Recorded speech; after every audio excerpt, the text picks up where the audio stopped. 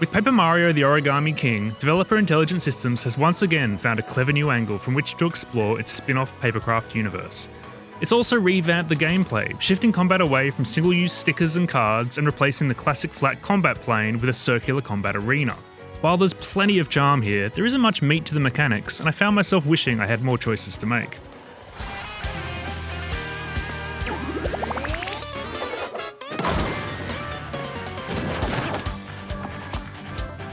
The Origami King opens with the familiar structure of Peach in need of rescue and MacGuffins spread throughout the land, but it's a more interesting story than most Mario games.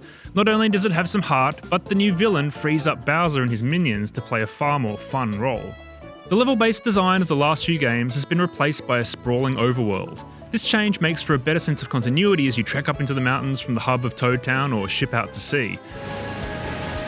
At the same time, you'll only ever have access to one new destination, so there's never much openness or mystery as to where to go next. That's not necessarily a bad thing, as there's plenty of exploring to be done within each location.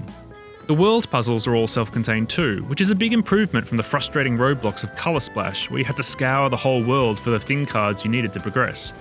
Here, you're rewarded for being observant, not for having the right card in your inventory.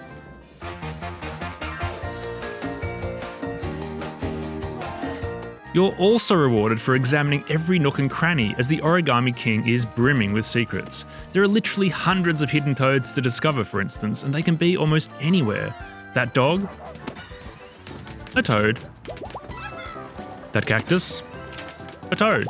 That scrunched up ball of paper rocking back and forth, trapped in a living hell. You better believe that's a toad. It's a delightful distraction, and the snippets of dialogue that ensue are almost always offbeat, charming, and oh so punny. The rescued toads will come to watch you in battle, allowing you to see your overall progress at a glance.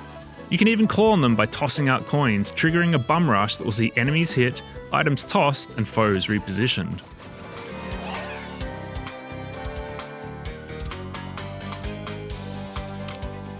Moving opponents around is key to the Origami King's new battle mechanics. For each wave of enemies, the goal is to shift them so you can either headbop down the line or hammer a 2x2 grouping. It's a novel idea, but low stakes and a lack of variety really hurt the system. A great lineup only means the enemies are really easy to beat, as opposed to just easy to beat.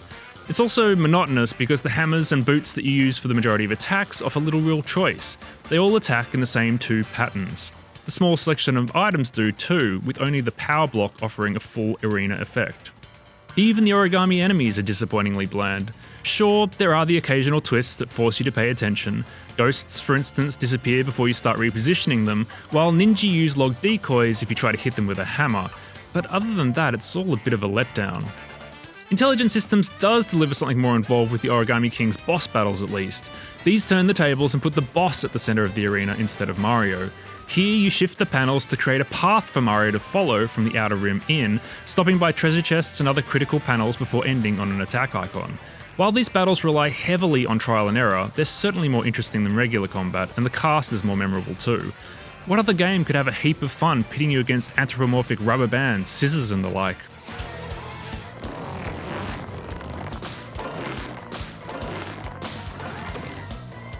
Mario and his origami offsider Olivia are periodically joined by an additional party member on their adventure, but these new companions are played almost entirely for story and dialogue purposes. I found the amnesiac Bob-omb entertaining company, for instance, but he has no abilities outside combat. And when he does join you in a fight, you don't get to control him and he mostly falls on his face, literally. I can't help but wonder what the Origami King might have been like if it had a supporting cast with more gameplay purpose. Even so, it's clear just how much attention has been lavished on this papercraft world. Standout locations like Shroom City take the series' visual design to a whole new level, while its tactile aesthetic has cleverly been incorporated into puzzles and secrets throughout the entire campaign. More than that, the Origami King is liberally peppered with one-shot palette cleansers, mini-bosses, mini-games, song and dance routines, more song and dance routines, Broadway-style stage productions, hilarious Nintendo cosplay, and more. You never know what to expect, and while not everything lands, the sheer variety here is hugely impressive.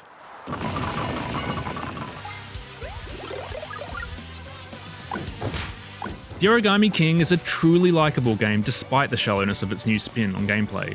Its characters are winsome, its visual design is gorgeous, its world is fun to explore, and its storytelling is outside the box and playful.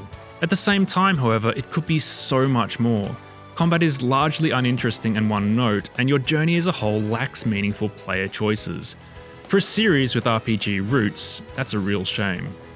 Be sure to read my full written review of the Origami King on IGN, and to see how Paper Mario has evolved over the years, check out IGN's legacy reviews of Color Splash and Sticker Star. For everything else, stick with IGN.